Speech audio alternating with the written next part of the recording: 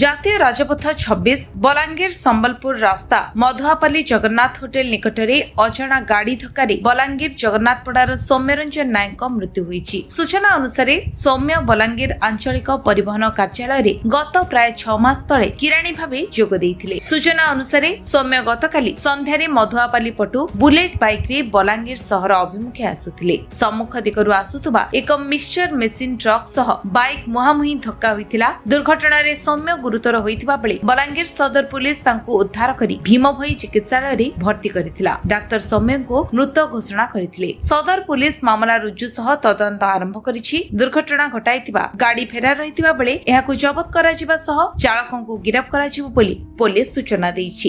ମୋ ନାଁ ଶୁଭ୍ରାଂଶୁ ଶେଖର ପଟେଲ। ଗତକାଲି ମୋର ଭଣଜା ମାଧିଆପାଲି ଆଡ଼ୁ ବଲାଙ୍ଗୀର ସହରକୁ ଆସୁଥିଲେ।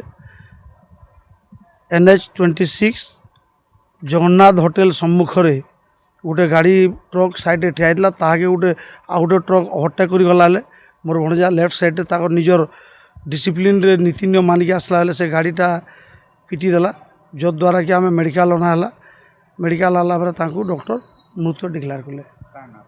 ସୌମ୍ୟରଞ୍ଜନ ନାୟକ ନାଇଁ ଟ୍ରକ୍ ତ ନାଇଁ ଧରବାର ଥିଲି। ସେ CCTV ଫୁଟେଜ୍ରୁ ଆମେ ରିକ୍ୱେଷ୍ଟ କରୁଛୁ পুলিশ প্রশাসনকে যথাশীঘ্র যেন গাড়ি দুর্ঘটনা ঘটেছে তাহাকে ধরিকি আইনত দীর্ঘ কার্যানুষ্ঠান গ্রহণ করবার লাগে।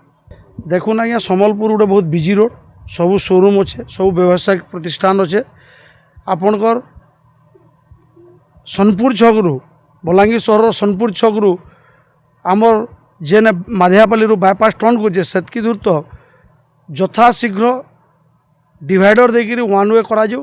এটা মোর জেলা প্রশাসন আর জেলাপাল को मोर निवेदन जे पर्यंत डिवाइडर नहीं करी सिंगल वे नहीं करबे ये दुर्घटना अटके नहीं हुए। आपण माने तो मीडिया बंधु माने देखुवे सही रोड रे सबू शोरूम अच्छे, 4 व्हीलर शोरूम, 2 व्हीलर शोरूम, सबू व्यावसायिक प्रतिष्ठान अच्छे। तो जेते शीघ्र बा डिवाइडर बनून वन वे करूँ, नचेत आगामी दिन आउ निरीह लोकर जीवन जीवा एवं बलांगीरवासी बाध्य हेबे जे आंदोलन के उल्हाबार लगी। बलांगीर अंजु पृष्ठिंग रिपोर्ट विश्व विजय न्यूज ओडिशा।